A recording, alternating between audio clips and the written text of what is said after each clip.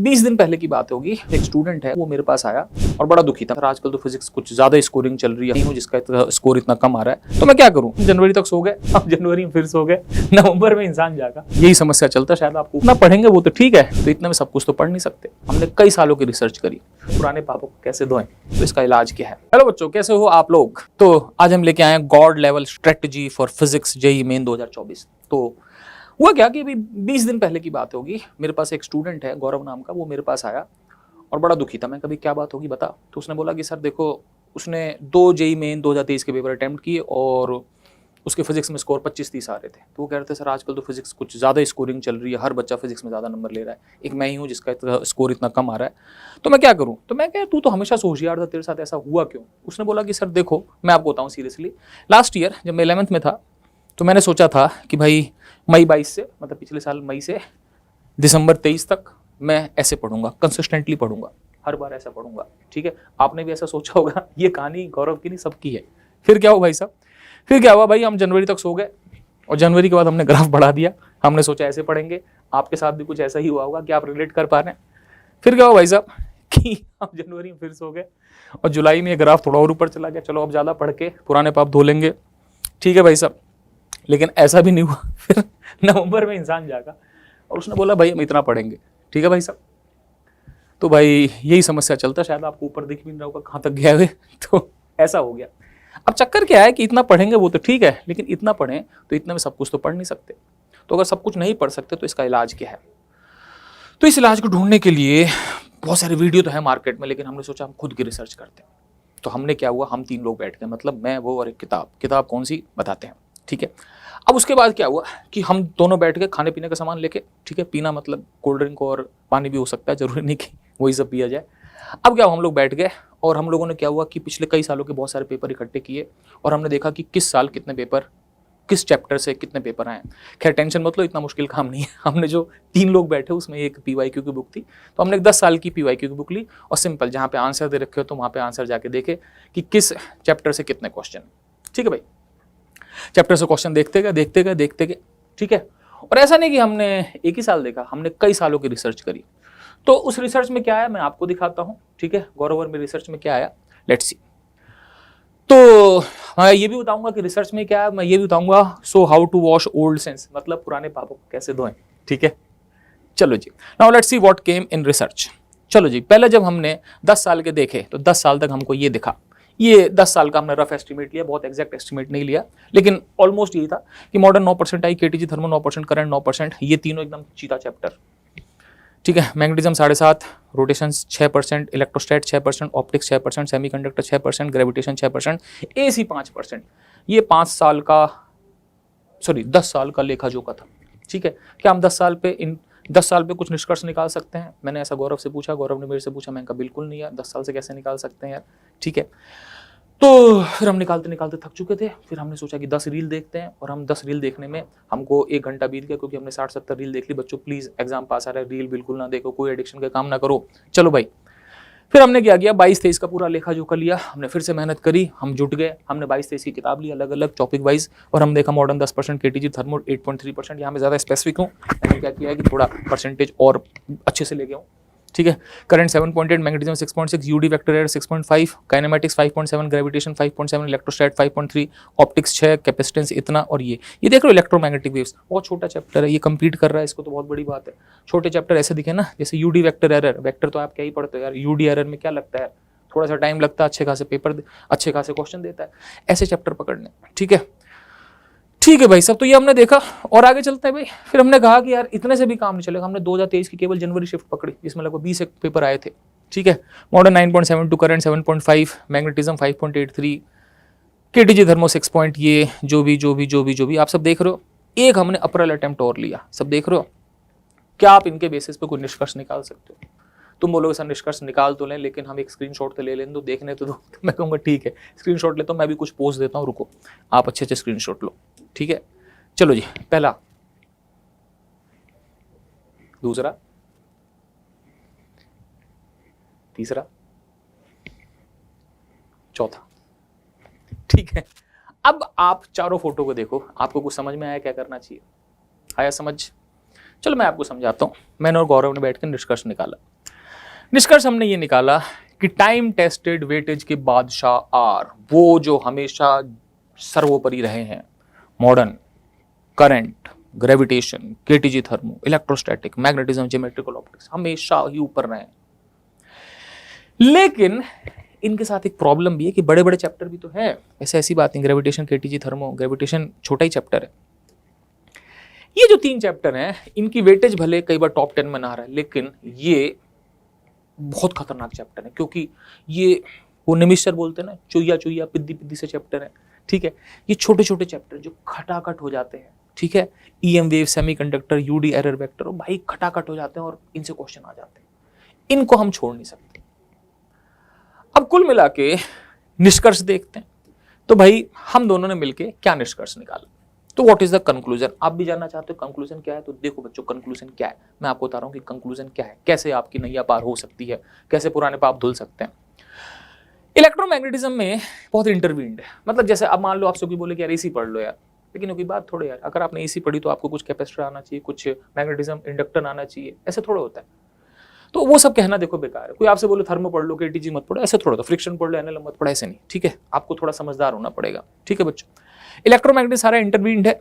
ठीक है, एक को छोड़ नहीं सकते, तो इसको पूरा को पढ़ो। पूरा मतलब electro capacitance, current, magnetism, EM waves, EMI, AC, this accounts for रफली 30% पेपर ऑलवेज। इनसे लगभग 30% पेपर आ जाता है। मैं थोड़ा और सिंपल शब्दों में समझा देता हूं।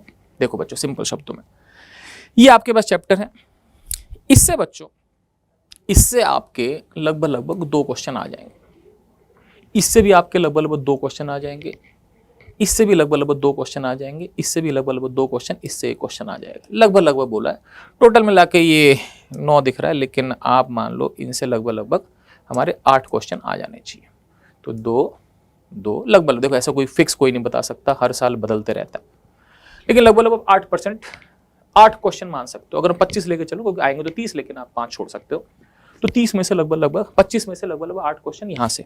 ठीक है बच्चों, अब क्या करें भाई, तो ये क्या हुआ, चलो जो भी हो गया, कोई नहीं, आपने लिख ही लिया होगा। ठीक है बच्चों, अगला चलते हैं। अब मॉडर्न ग्रेविटेशन नहीं लिखा तो पीछे जाके स्क्रीनशॉट ले लेना यार। मॉडर्न ग्रेविटेशन में से क्या होगा बच्चों, ठीक है, अब देखो बच्चों, मॉडर्न ग्रेविटेशन, ठीक है, मॉडर्न ग्रेविटेशन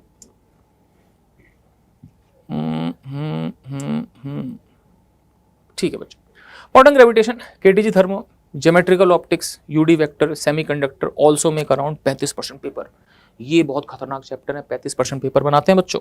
कितना पेपर बच्चा बनाते हैं बच्चों, 35%। अब इनसे कितने क्वेश्चन आते हैं, मैं क्वेश्चन वाइज बताता हूँ, परसेंटेज वाइज छोड़ देता हूँ। कैसे, लेट्स सी। ये आपके पास हो गया। अब देखो बच्चों, हुआ क्या कि आपके पास मॉडर्न से लगभग 3 सवाल, लगभग कभी 2 भी आ सकते हैं, 4 भी आ सकते हैं। ग्रेविटेशन से 1 से 2 सवाल आते ही आते हैं, केटीजी थर्मो से 1 से 2 सवाल आते ही आते हैं। ठीक है, यूडी एरर से 1 से 2 सवाल आ जाते हैं, सेमीकंडक्टर से भी 1 से 2 सवाल आते हैं। अब कितने आएंगे मुझे नहीं पता, लेकिन अगर अब सेमीकंडक्टर से 1 या 2 सवाल आए तो आपके मजे हैं। पूछो क्यों मजे, इसलिए भाई क्योंकि भाई ट्रांजिस्टर जो फफूंदी हट गई, कम्युनिकेशन हट गई। बहुत सिंपल चीजें बच्चे, लॉजिक गेट्स में क्या है, सिंपल डायोड वाले सवाल आते हैं, बहुत सिंपल है। ज्योमेट्रिकल ऑप्टिक्स से 1 से 2 सवाल आते हैं। टोटल अगर मैं करूँ तो आप ये मान लो लगभग 9 से 10 सवाल यहाँ से आ जाएंगे। ठीक है बच्चों, सही है, ले लेना स्क्रीनशॉट। ठीक है, अच्छा, अब इतने सवाल आ गए, अब हम क्या करें भाई, हमारा जुगाड़ कितने का हो गया, 9-10 सवाल यहाँ से, 8 सवाल वहाँ से, लगभग 17 सवालों का जुगाड़ हो गया। चलो भाई 17 सवाल का जुगाड़ हो गया, तो अब आगे चलते हैं। अब क्या किया भाई हमने, तो ये सब मिला के 65%, 17 सवाल 25 में से लगभग या 16-17 क्वेश्चन का जुगाड़ हो गया। चलो भाई, अब 16-17 का जुगाड़ हो गया, अब क्या करें भाई साहब, तो भाई 16-17 का जुगाड़ हो गया। अब क्या हुआ भाई कि गौरव ने मेरे से कहा कि सर मेरा 16-17% का जुगाड़ हो गया, 16-17 क्वेश्चन का, अब मैं पढ़ूंगा, अब मैं दिन में 16-17 घंटे पढ़ूंगा। मैं कहते 16-17 तो नहीं, लेकिन कर लियो कोशिश, 12-14 घंटे पढ़ लियो। हालांकि मुझे उम्मीद नहीं थी, जानते हो क्या, ये बालक ऐसा था कि मैं एक दिन क्लास में पढ़ा रहा था, इधर उधर बातें करता रहा था, मैं क्लास में पढ़ा रहा था, तो मैं देख रहा हूँ कुछ कॉपी में कड़कड़ कर रहा है। तो मैं इसके पास गया चुपके से, मैं क्या कर रहा है, कह रहा सर ड्राइंग बना रहा हूँ।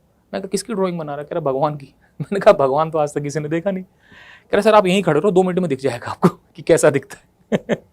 तो ऐसा बच्चा था, लेकिन उसने कहा कि मैं सर 14-15 घंटे पढ़ूंगा, और सीरियसली वो 14-15 घंटे पढ़ा। ठीक है, कैसे पढ़ा, क्या किया, बाद की बात है, उसके बाद क्या हुआ, 15-20 दिन में क्या इंप्रूवमेंट हुई, वो भी बात करेंगे। पहले हम बात करते हैं कि बाकी के 1/3 के लिए आपको पढ़ने हैं SHM, वेव्स, पूरी मैकेनिक्स बोलते हो, काइनेमेटिक्स, रोटेशन, हीट प्रॉपर्टीज मतलब इलास्टिसिटी, एक्सपेंशन हो गया, कैलोरीमेट्री हो गया, रेडिएशन, कंडक्शन, पूरा fluid, surface tension, wave optics, इतना कुछ पढ़ना है, SHM, वेव्स, ये सब हो गया। अब बात यह है कि हमको इन सब का निष्कर्ष क्या है कि हमको करना क्या है। तो चलो भाई मैं आपको फटाफट में बता देता हूँ, ज़्यादा बिना टाइम लेके हमको करना क्या है। चलो भाई देखो, लेट्स सी, हमको ऐसा कुछ करना है कि इलेक्ट्रोमैग्नेटिज्म इंक्लूडिंग EM वेव्स तो करना है, 7 नंबर डन।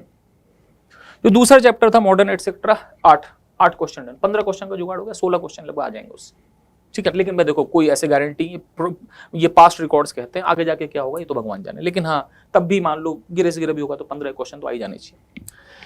अब जो बचे हैं उन्हें जरूर करो, है ना, रिमेनिंग में जिसमें होल्ड है उनका जरूर करो। जैसे मान लो सपोज कि काइनेमेटिक्स यार 11th का पहला चैप्टर होता है, केवल पिछले सालों में काइनेमेटिक्स से क्वेश्चन भी आ गए 1-2।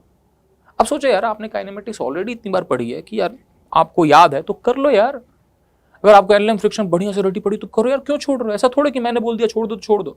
अगर आपका कोई चैप्टर घंटे भर में रिवाइज होता है तो करो। तो मैं कह रहा हूं कि जिसमें होल्ड है उन्हें जरूर करो भाई। आपकी जिसमें भी होल्ड है बचे हुए में उसको ऐसा नहीं कि नहीं करना, उसको करना ही करना है भाई, 100% करना है।